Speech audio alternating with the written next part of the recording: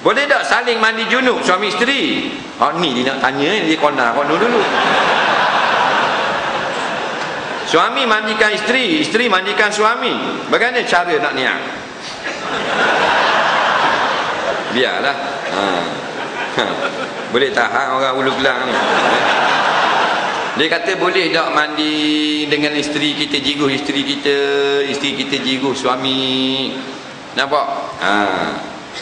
Hukumnya haram dan berdosa besar bila mandi kita jiruskan isteri orang.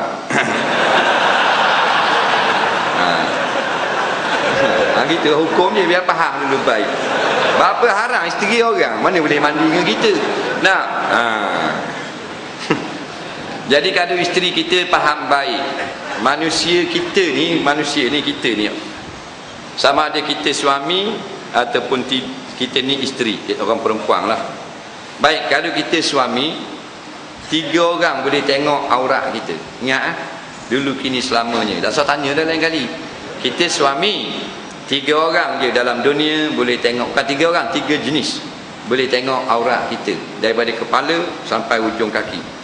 Faham? Everything boleh tengok belaka.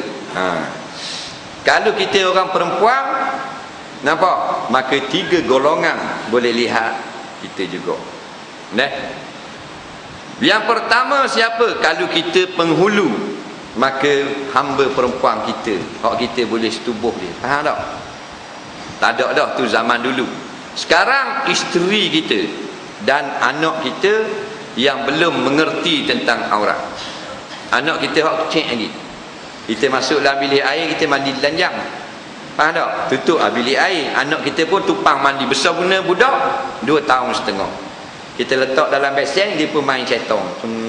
Cung main. Kita sebelah dia mandi payung hujan. Nak telanjang bogel. Dia tengok. Gitulah. Mak apa? Sebab dia dah reti. Faham tak? Lam yazharu ala auratin nisa. Allah kata budak ni yang tak reti, pak. Aurat-aurat yang tak reti. Dia boleh. Jangan hak kata tampak dah boleh. Nampak? Telanjang dia katuk dengan cetong. Isteri kita tak ada. Jadi bila isteri kita dengan kita tidak ada aurah, kita boleh lihat kita semua telanjang bogel, dia boleh tengok kita telanjang bogel, maka tak ada masalah mandi. Tak ada masalah. Tak wajib bertutup. Dan pernah Nabi mandi dengan isteri Rasulullah SAW.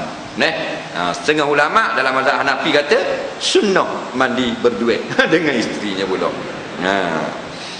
Balik ni praktik selalu. Bang mandi bang. Dah dengar ustaz kata ni. Boleh, tak ada masalah. Bahkan dia mengeratkan kasih sayang. Makin suka ni. Sebab kadang-kadang kita ni masa baru-baru kahwin je, mesra. Mesra baru kahwin. Pengantin baru, raja sehari. Nampak? Ada kerana 3 hari jadi raja. Bila dah lama dah, tidur pun suku-suku. Dah jadi tok dah.